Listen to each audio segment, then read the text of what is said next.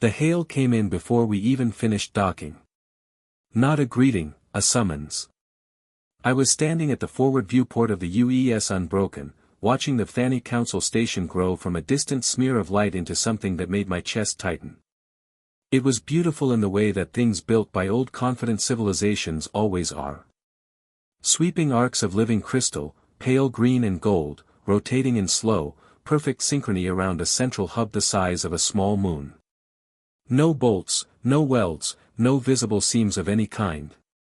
The entire structure looked like it had been grown rather than constructed because it had been. The Bethany had been building stations like this for longer than humans had been writing things down. Our ship looked like a bruise next to it. I had commanded the Unbroken for 3 years, and I knew every groan and shudder of her hull, every quirk of her aging reactor, every place where the overhead lighting flickered. When the port thruster array fired at full power, she was a good ship. She was a loyal ship, but she was human-built. And standing here watching the station fill the viewport, I felt the gap between what we were and what the Thani were in a way that was hard to ignore. Commander Kessler. Lieutenant Owen Price spoke from the communications console without turning around. He was 26, the youngest officer on my bridge, and he had the specific talent of delivering bad news in a perfectly neutral voice. The Council is requesting our presence in the chamber. They used the word requesting, but the translation algorithm flagged the actual Thani word as closer to requiring. Of course, it did, I said. I straightened my uniform. It was a habit. The uniform was already straight. Ambassador Colin Tolver met me at the docking collar. He was a tall man with gray at his temples and the permanent expression of someone who had spent 20 years in diplomatic service and learned to keep his feelings filed somewhere inaccessible. He gave me a short nod and fell into step beside me as we moved through the Nising passage into the station. They moved the meeting up by 2 hours, he said quietly. No explanation. That's not a good sign. No, he agreed. It is not. The Bethany Council chamber was not designed to make visitors feel welcome. I understood that immediately upon entering. The ceiling vaulted upward to a height that made the space feel less like a room and more like the inside of a cathedral carved from green glass. The council members, 11 of them, sat in elevated seats arranged in a semicircle position so that anyone standing on the floor below had to look up to address them. Every angle, every proportion, every deliberate choice of the room said the same thing clearly. You are small and we are not. And you should remember that. Orth sat at the center. He was the High Consul, the eldest and most powerful of the 11, and he was looking at something on a display that floated beside his seat. A holographic feed I could not immediately identify. 2 of his council members were leaning over to look at it as well. One of them made a sound. It took me a moment to identify the sound because I had not expected it in this context. He was laughing, not politely, not the restrained, measured sound of someone acknowledging something mildly amusing. He was genuinely, fully, deeply laughing, and the sound of it in Thani, a resonant, multi-tone vibration that comes from somewhere deeper in the chest than a human laugh, filled the chamber and bounced off the crystal walls in a way that felt almost physical. Orth turned the display so it faced us as we approached. It was footage of the Unbroken docking. Specifically, it was a close-up of our magnetic docking clamps engaging chunky solid mechanical things that grabbed the station arm with a series of heavy visible entirely ungraceful metallic clunks. The sound was included in the feed. Clunk. Clunk. Clunk. Another council member laughed. Then a third. Colin kept walking. His face showed nothing. I kept walking beside him and showed nothing either because I had been briefed on Bethany protocol and I knew that showing a reaction was the worst thing we could do, and Al also because I was concentrating very hard on keeping my jaw from tightening. We stopped at the indicated floor position and waited. Orth let the clip play through once more. Our clamps, our thrusters firing their small chemical bursts to correct the dock approach. A brief shot of Unbroken's hull plating, which up close showed rivets and panel joints and the faint discoloration of heat stress around the engine ports before he finally closed the display and turned his full attention to us. He was old in the way that the Thani measure age, which meant he looked to human eyes like a being composed entirely of authority. His skin carried the faint crystalline undertone that develops in Thani elders, and his eyes were the pale amber of very old glass. He studied us for a moment with the kind of patience that comes from having done something many, many times before. "Ambassador Tolver," he said. The translator in my ear rendered it in flat, clean English. "Commander Kessler, welcome to the Thani Council Station." He paused. "Your vessel's approach was educational." The council member to his left, I had been briefed that this was sub-consul who handled external affairs, made another quiet sound of amusement and covered it with a gesture. Colin inclined his head. "High Consul, we are grateful for the opportunity to address the council. Humanity comes in the spirit of mutual." "Your engine room," Artha said. He said it without raising his without any particular force. "The way you might note that it was raining outside." He gestured and a new display opened beside him. Detailed sensor scans of Unbroken's interior. "We scanned your vessel upon approach. Standard procedure." He moved through the images with one long finger. "This is your primary drive assembly." "Yes." Colin said it burns fuel chemically. "The maneuvering thrusters are chemical." "Yes." "The main drive is ion-assisted." And this Orth zoomed in on the reactor section. "This is a fission reactor. You are using nuclear fission." He looked at us with an expression that I could not quite read. Though I spent the next several days trying, our civilization moved beyond fission reactors 9,000 years ago. "Ambassador, in roughly the same period, we also moved beyond stone tools and open fire." The chamber was quiet for a moment. "The Unbroken," Varith said from her seat, and there was something in her voice that was almost fond. "The way an adult sounds when describing something a small child has made, is a ceremonial relic. Surely, it was sent as a gesture of tradition rather than as a functional escort vessel." Colin opened his mouth. I said nothing because I had been very explicitly told not to say anything. I stood at parade rest and kept my expression neutral, and I looked at Orth VA. And he looked back at me, and I thought about the lower decks of the Unbroken, the sections that did not appear in any file that had been sent to the Thani for diplomatic review. The sections where Chief Engineer Priya Oman Mensa spent most of her waking hours. I thought about the project code name that had been added to my command briefing 3 weeks ago. The one I still did not have full clearance to understand. The one I had been told to think of if I needed to think of it at all as Orison. I kept my face still. I kept my hands still. I stood and listened to the High Consul of an 11,000-year-old empire tell my ambassador that humanity had 2 choices. Surrender our colony worlds as tribute to Thani authority or face removal. He said the word removal the same way he had said everything else, calmly, with the total settled confidence of someone who has never in a very long time needed to raise their voice. Colin Tolver replied with diplomacy and measured language and the kind of careful, reasonable framing that had no visible effect on anyone in the room. The councils listened with polite attention and no intention of changing anything they had decided before we arrived. I stood beside him and said nothing and watched everything and thought about a reactor that could overclock to 340% output. I thought about 11 minutes. We returned to the Unbroken 3 hours later. Colin went directly to the communications room to begin drafting transmissions to Earth. I went to the bridge, stood at the forward viewport for a long moment, looking out at the station, then went down 2 decks to the section of the ship I had only visited once before my clearance was elevated. Priya Omensa was waiting for me. She had been, I suspected, waiting for some time. "How did it go?" she asked. "They showed a clip of our docking clamps to the entire council," I said. For comedic effect, she nodded slowly. "Did it work?" "The comedic effect?" Several of them laughed. "Yes." She nodded again, and something changed in her expression. Not anger, something quieter and more considered than anger. She turned and began walking, and I followed her deeper into the section she called simply the workshop, though it was the least workshop-like space I had ever seen on a warship. "Let me show you what we built," she said while they were laughing. Priya had been with the Unbroken for 6 years.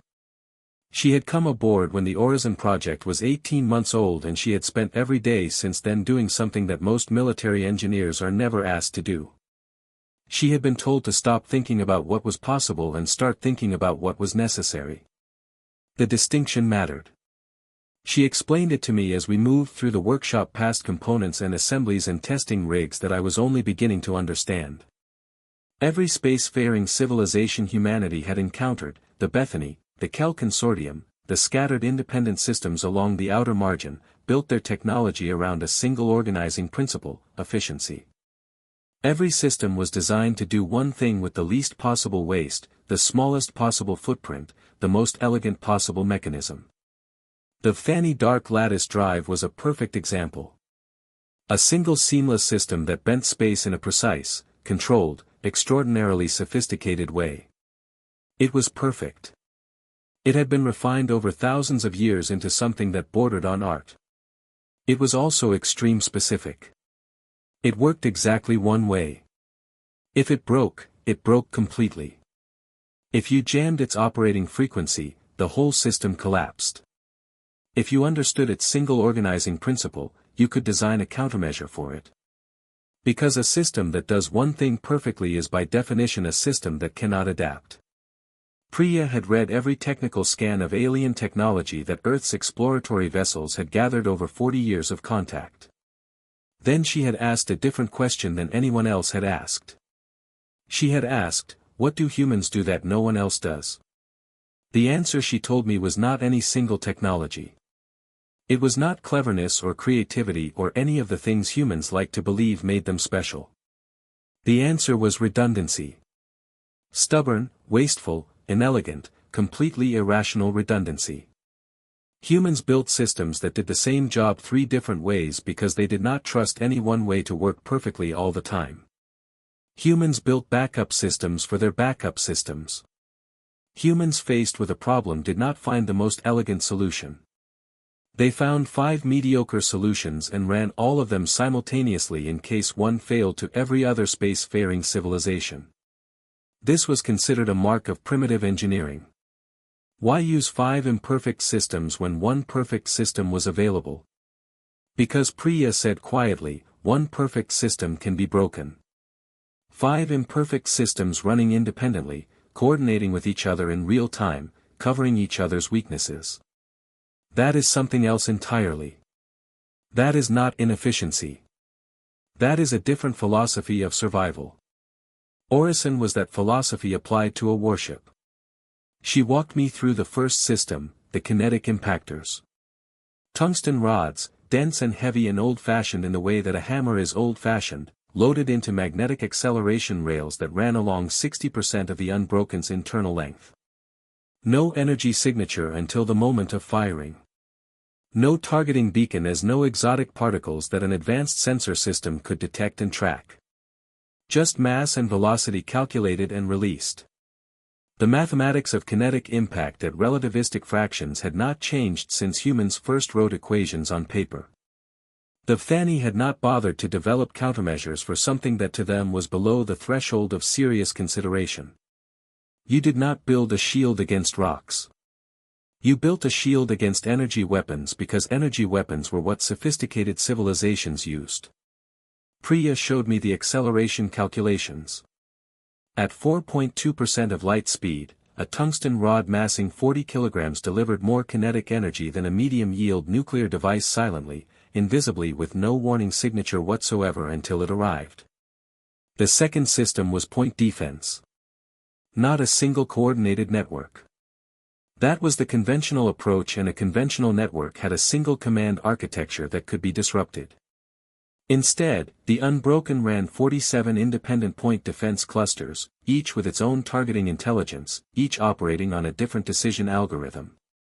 They communicated with each other, but they did not depend on each other.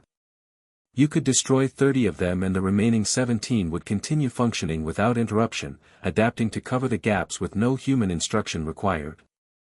The targeting intelligence had been trained on every recorded space engagement in human history, every simulation ever run, every tactical model ever developed.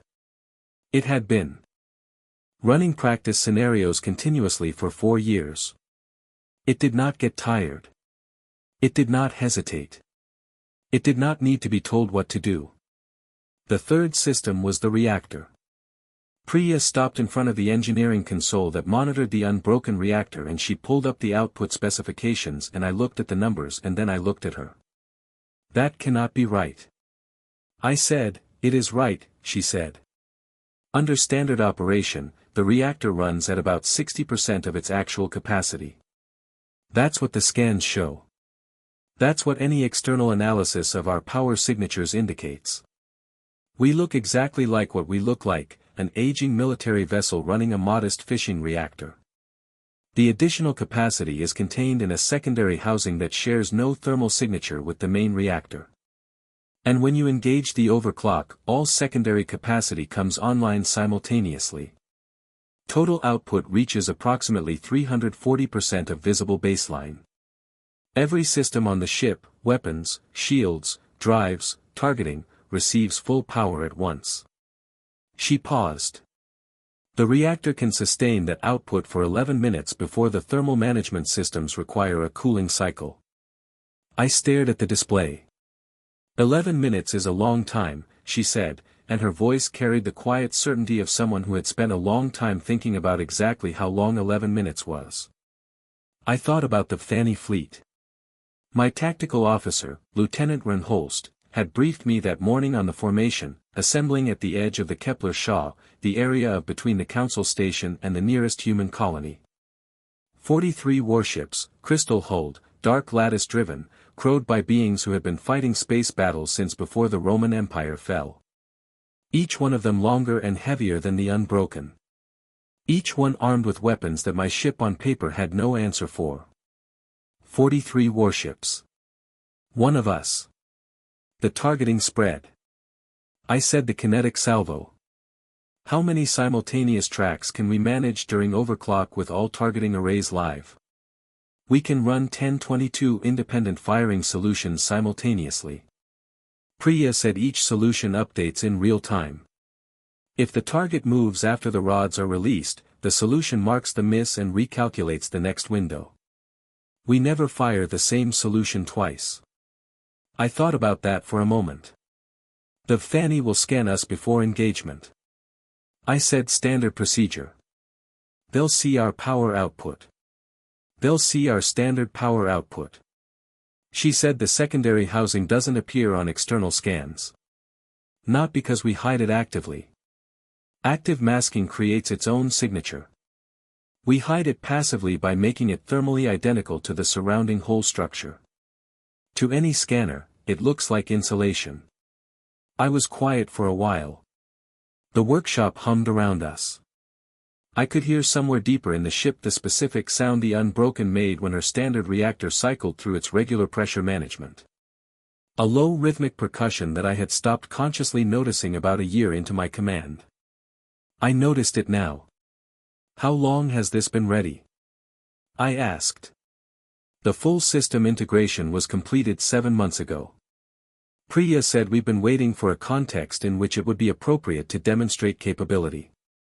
I looked at her. The Fanny formation, I said, has been in assembly at the Kepler Shaw since before we arrived at this station. They were already there when we docked. Yes, she said simply. They were not assembling for an escort mission. No, she said. I stood very still for a moment.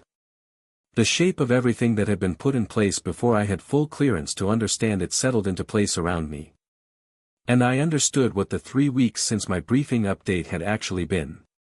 Not preparation for this diplomatic mission, but preparation for what came after it.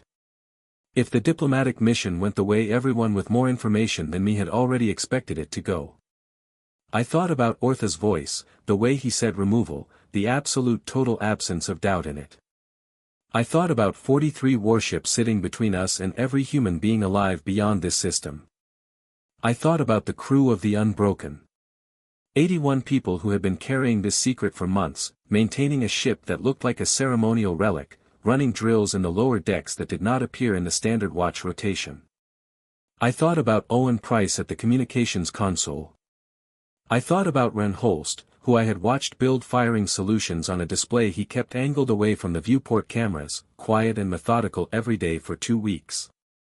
They knew, they had known, and they had said nothing and kept working and kept the ship ready. I went to the bow observation deck alone that evening. The viewport faced away from the council station out toward open space.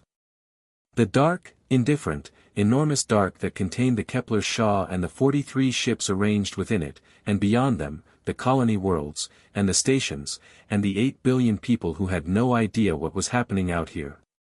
I pressed my hand against the viewport. The glass was cold.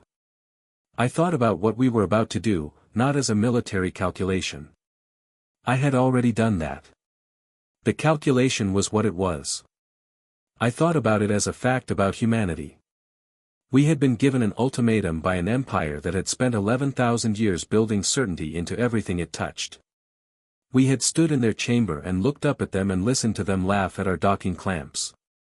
And somewhere in our ship's lower decks, a woman named Priya Oimamensa had quietly finished the last diagnostic on a system that could run 22 simultaneousing solutions during an 11-minute overclock window. We had not announced it. We had not threatened. We had not postured. We had just built the thing. We had kept building it quietly because that was what we did. We kept working. We kept refining. We kept adding one more redundant system, one more backup, one more contingency because we could not stand the idea of having only one answer to a question that might turn out to be the last question asked. I stood at the viewport for a long time. Then I went back to the bridge. I told my crew to get some rest. I told Hull to have his firing solutions ready for review at 0400. He nodded and said, "Already done, Commander." Of course they were. I had been in space engagements before, 2 of them, both relatively brief, both against piracy-level opposition that had no real answer for a warship of any kind. I knew the theory of large-scale fleet engagement from the Academy and from 2 decades of simulations and from every tactical record in the human military archive. Nothing in any of that prepared me for the moment. Orth's voice came through the comm channel at 0611, issuing what he called a final courtesy, AF countdown to compliance with the tribute terms. And I looked at Owen Price and nodded and he cut the channel. The silence on the bridge was total for about 3 seconds. Then Hull spoke. 43 contacts confirmed. Formation holding standard wedge. Lead element at 42,000 kilometers and closing. Drop passive profile. I said, light everything up. The unbroken changed. There was no other way to describe it. One moment she was a quiet aging vessel sitting in the transit lane running minimal power looking exactly like what the Fanny had scanned and assessed and dismissed. The next moment every sensor array on her hull came live simultaneously. Ranging systems, targeting feeds, electromagnetic mapping, full tactical display. She stopped pretending to be what she looked like. The Fanny formation took approximately 4 seconds to register the change. I watched the lead elements on Hull's tactical display shift orientation. Small adjustments, the kind of formation makes when it starts paying attention to something it had not been paying attention to before. They're arming, Hull said. His voice was even energy signatures from the forward elements. Lottie's beam charging. Navigation plot a course into the Shaw debris field. The one we mapped on the way in. Lieutenant Dale Ferris, navigation acknowledged without looking up. She had been sitting at her console since Alpha 400, and she had the course already laid in because she too had been doing her work, firing solutions on screen, Hull said, and the display in front of me lit with the 22 target assignments he had been building for days, not random, carefully sequenced. Lead flagships first, then the formation coordinators, then the support elements. Every assignment was based on projected position 4 to 7 seconds after launch, accounting for the time the rods would need to cover the distance. I want a staggered salvo, I said. For second intervals between salvos, keep them adjusting, keep them unable to establish a stable firing position. Understood. On my mark. The Thani fleet was beautiful at this range. I want to say that because it is true. 43 crystal warships in a holding formation. Their hulls catching the distant starlight and breaking it into cold green and gold fractures. Moving with the unhurried, confident grace of things that had never in living memory needed to hurry. They were genuinely magnificent. They had been built by minds that understood materials and structure and the deep mathematics of space travel in ways that human engineers spent their careers trying to approach. They had no idea what we were about to do because they had never in 11,000 years been asked to think about what a species with nothing elegant and everything redundant might quietly build in its lower decks. "Mark," I said, the unbroken fired. The sound of the magnetic rails releasing was not what people expect. It was not an explosion or a roar. It was a series of deep resonant pulses felt more than heard as the acceleration systems discharged in rapid sequence, pushing 40 kilograms tungsten masses down the length of the ship and out into space at a speed that no sensors in the Thani fleet bin had been configured to track for, because no sensor in the Thani fleet had been configured to track rocks.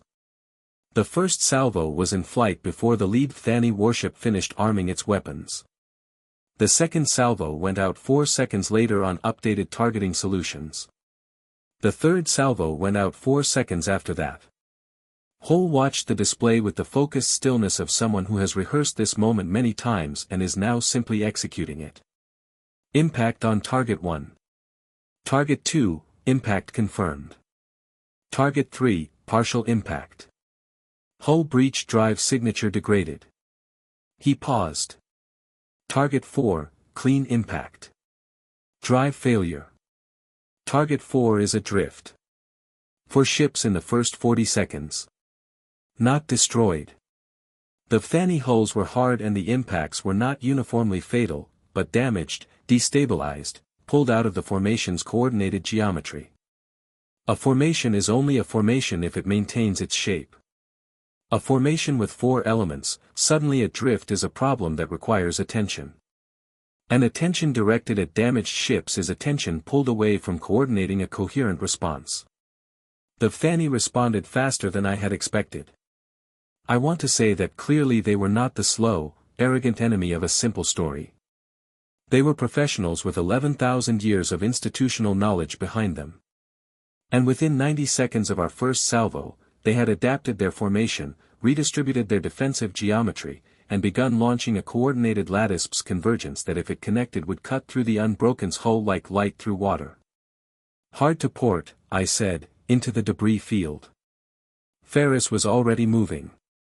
The Unbroken lurched into a turn that used every maneuvering thruster she had.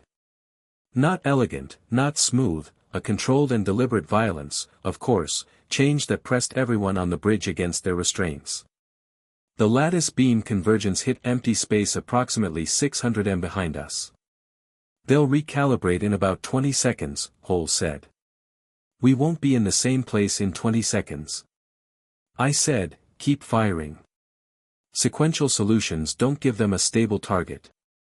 We moved through the debris field, chunks of rock and metal left from a collision event centuries old, which Ferris had mapped on our inbound approach with exactly this possibility in mind.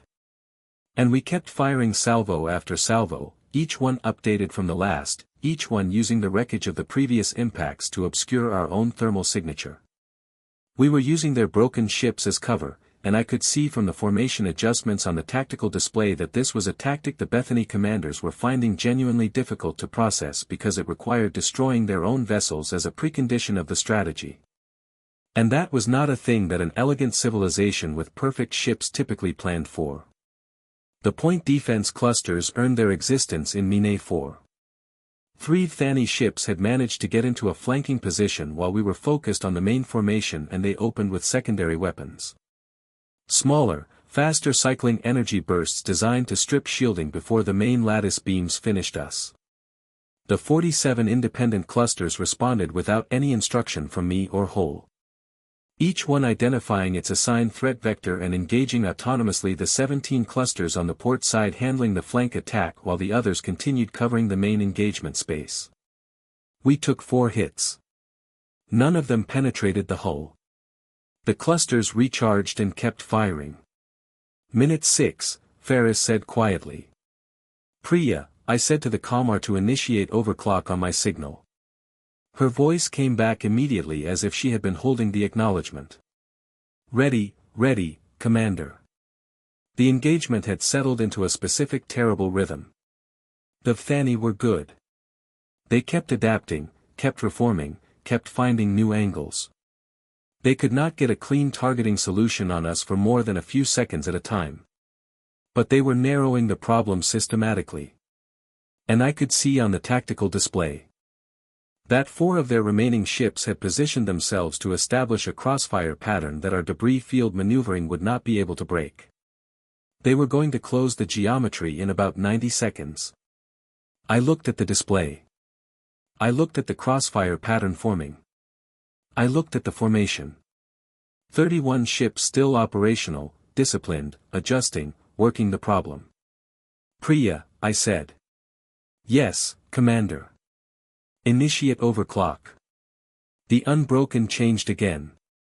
This time, it was not subtle. The sound was the first thing, a deep building resonance from the reactor housing that climbed in frequency as the secondary capacity came online. Not the polite cycling sound of normal operations, but something rawer and more elemental. The sound of a system that had been restrained for a very long time finally releasing. The lights on the bridge went dim for 2 full seconds and then came back brighter than they had ever been during normal operations. Every display refreshed simultaneously with new data, power levels, targeting precision, drive capacity, all rewriting themselves upward, hosts, board lit with targeting solutions. Not 22. Every ship in the remaining formation simultaneously flagged, simultaneously tracked solutions running in parallel with a speed and precision that the standard targeting system could not have managed. 11 minutes on the clock, Priya's voice said over the comm, still steady. Reactor temperature is nominal. You have full power, Commander. We stopped moving like a ship trying to survive. We started moving like a ship that had decided the conversation was over. The crossfire formation never closed. The 4 ships arranging it became targets 2, 5, 9, and 14 on Hull's updated priority list, and they were hit before they finished adjusting their positions. Not because we were lucky, because we had 6 days of their movement data, and Hull had been building predictable on that data since before we arrived at the station. And at full targeting power, those models ran fast enough to be useful. I watched the tactical display with a focus that excluded everything else. The sounds of the bridge, the physical sensation of the ship maneuvering, the awareness of 81 other people doing their jobs around me. There was only the display, the red marks of the Thani formation and the way they changed. Minute 7, 22 ships operational. Minute 8, 16 ships operational. Minute 9, 11 ships. And then a thing happened that I had not anticipated, though I should have. The formation, what remained of it, broke, not in a disorganized collapse, a considered deliberate withdrawal, the remaining ships pulling back in a coordinated pattern that minimized their exposure during retreat. It was, professionally speaking, the correct decision. They were running. Let them go, I said. Hull looked at me. Let them go, I said again. They have a message to carry. He returned his eyes to the display and did not fire at the retreating ships. The 14 remaining Thanian warships accelerated away from the Kepler-Shaw in the direction of the Council Station, and the Unbroken watched them go. The bridge was very quiet. I became aware gradually of the sound of my own breathing, of the sound of the ship, the real sound of her, the reactor cycling down from overclock in slow controlled stages, the maneuvering thrusters firing small corrections to stabilize our position. The debris field around us was denser than it had been an hour ago. Owen Price spoke first. His voice was not entirely steady, which was the first time I had ever heard it be anything other than steady. All threats at withdrawal or adrift. No active weapon signatures in our immediate space. Confirmed, Hull said. He cleared his throat. 14 contacts retreating. 29 contacts adrift or non-functional. 0 contacts destroyed. That last number mattered to me. I had not ordered lethal targeting. Not because we could not have achieved it, but because we did not need to, and because the ships adrift were ships whose crews were alive and whose story when they eventually were recovered and told it would be more useful to us than their silence. I sat down in the command chair for the first time in 6 hours. Priya's voice came over the comm reactor is breathing, Commander. We are at standard output. No damage to secondary housing. The system performed within projected parameters. A pause. All parameters. Thank you, Priya. Outside the viewport, the Kepler Shaw was still and dark and scattered with the shapes of crystal warships that had come here expecting to escort a tribute deadline. We drifted through the aftermath for hours. The debris field was quiet now, quieter than before the engagement, if anything, because the random movements and small thruster corrections of 43 active ships has been replaced by the motionless silhouettes of damaged hulls. The Unbroken moved slowly among them, and I kept the forward cameras running, and I made myself watch. The crystal hulls were different broken than they were whole. They were magnificent. That sweep of pale green and gold, the seamless grown surfaces, the way they move through space with a confidence that comes from being very old and very good at what you are. Broken, they were something else. Something that sat heavily in the chest if you let it. I let it. I had done this. We had done this. And it had been necessary, and the calculations still held, and none of that made the watching easy. There were beings on those ships alive, most of them, from what our sensors could read, who had come here following orders from a command that had sent them to collect a tribute from a species they had dismissed as too primitive to be a real problem. They had not made that decision. They had been sent. Priya found me in the corridor outside the bridge about 3 hours after the engagement ended. She did not say anything immediately.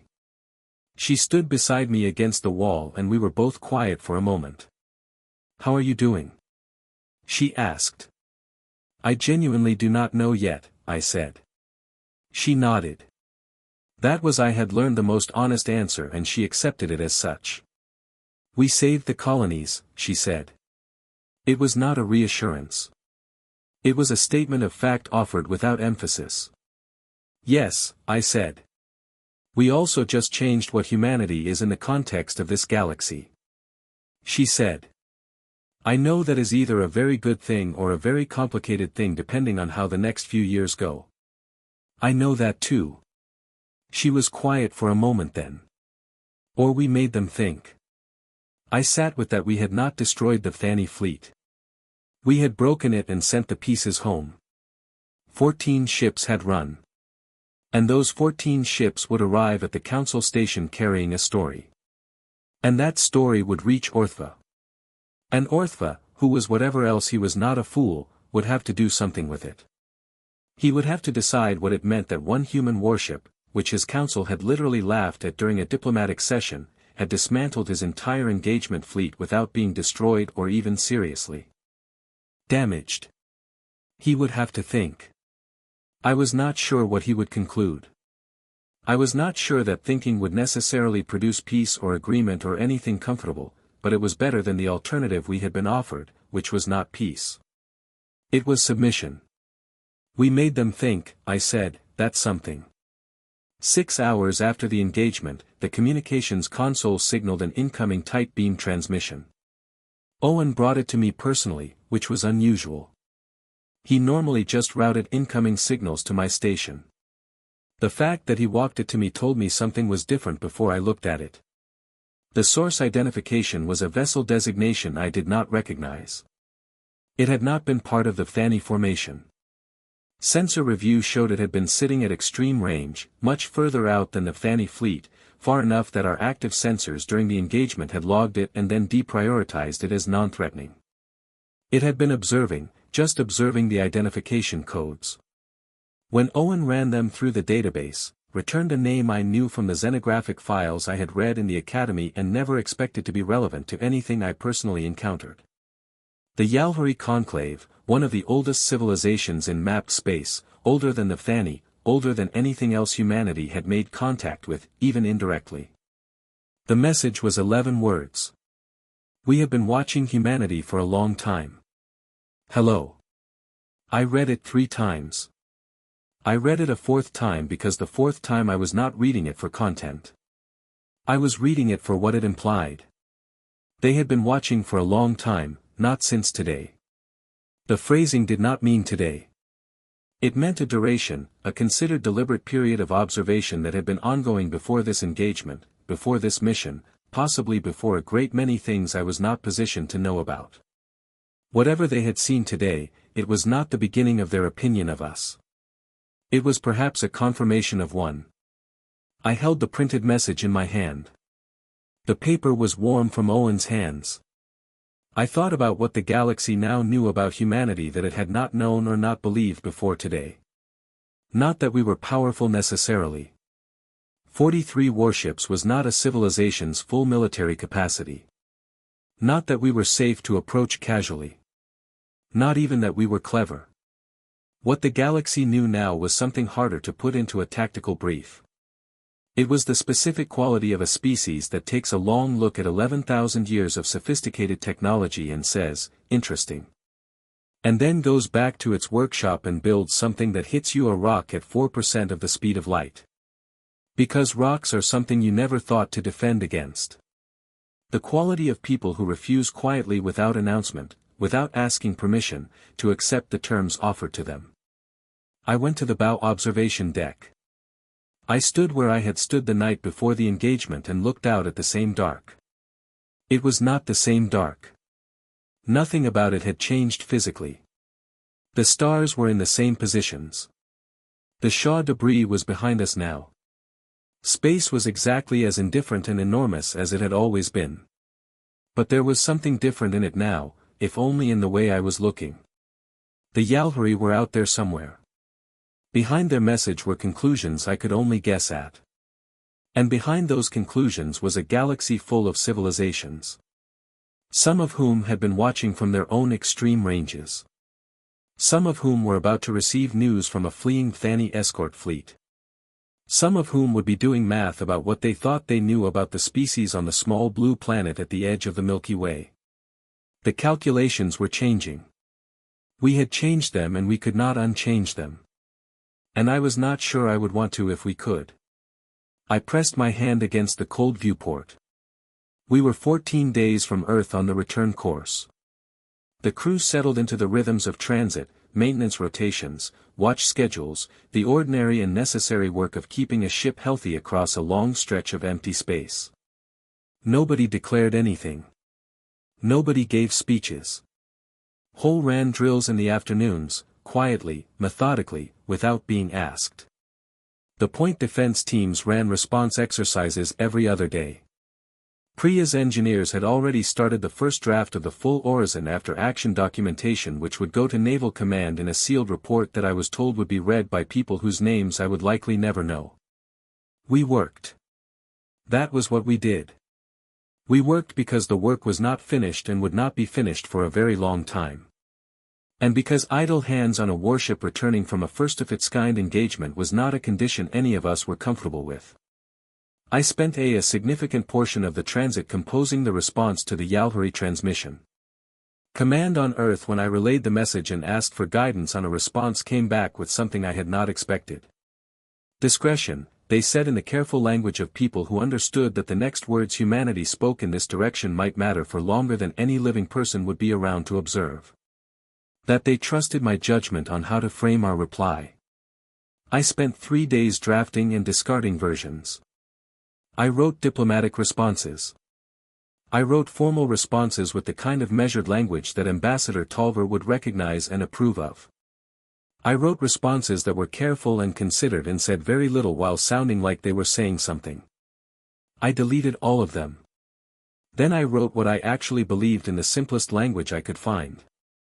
I told the Yari conclave that humanity was new out here and we intended to stay.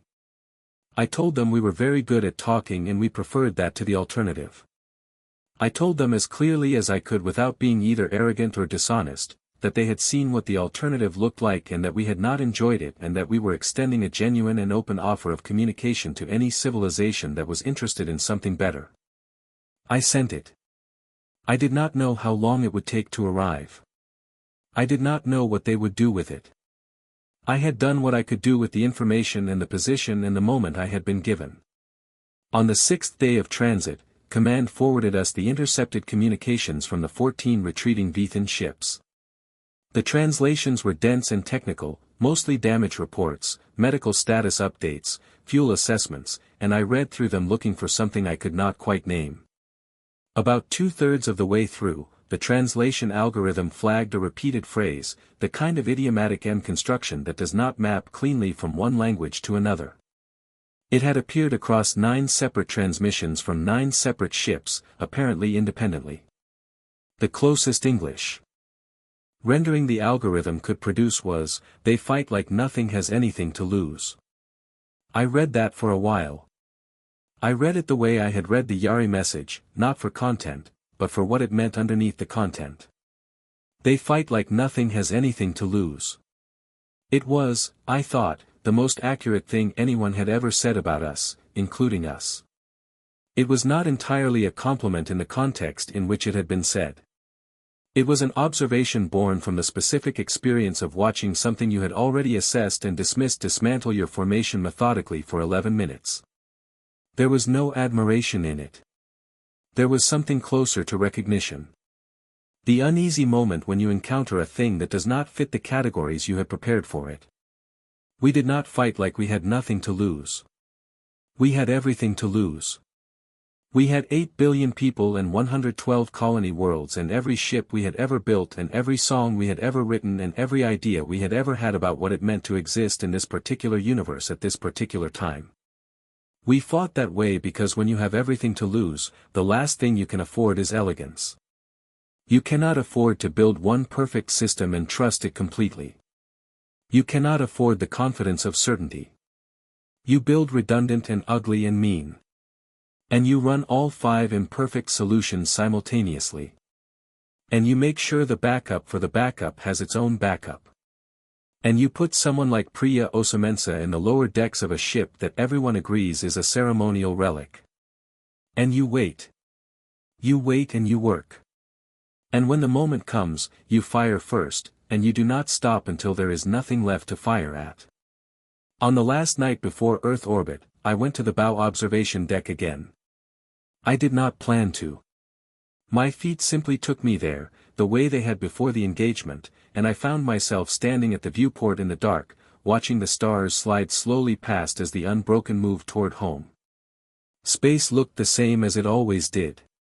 It looked the same as it had looked before I knew what Orison was. Before I had stood in a Thani council chamber and been assessed and dismissed. Before Priya had walked me through what we had quietly built, the same dark, the same distances, the same absolute indifference to whether any particular species survived or did not.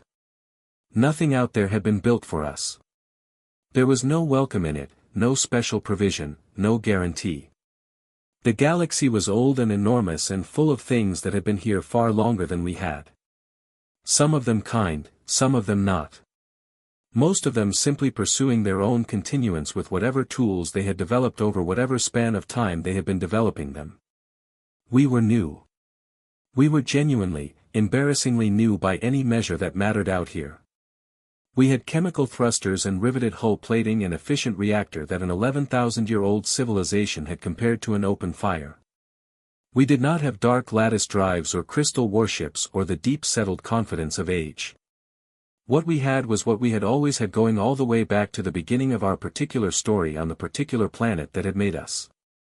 The absolute refusal to accept that we were finished. The specific and apparently unkillable conviction that the answer to the question in front of us existed somewhere and that if we kept working, if we kept building the backup for the backup, if we kept asking what the other species had stopped thinking to ask, we would find it. We would find it. And we would build it in the lower decks of a ship that everyone had already dismissed. And we would wait quietly, and we would be ready. I pressed my hand against the cold viewport glass. I looked out at the dark. Behind me, the Unbroken hummed, her real sound, not the restrained sound of a ship pretending to be less than it was, but the full living sound of all 81 of her crew keeping her moving toward home. Redundant, stubborn, inelegant, absolutely and completely ours. I left my hand against the glass for a long time. Then I went back to the bridge to check on my crew because the work was not finished and because it was very late and because someone had to make sure they were getting enough rest. We had a great deal more to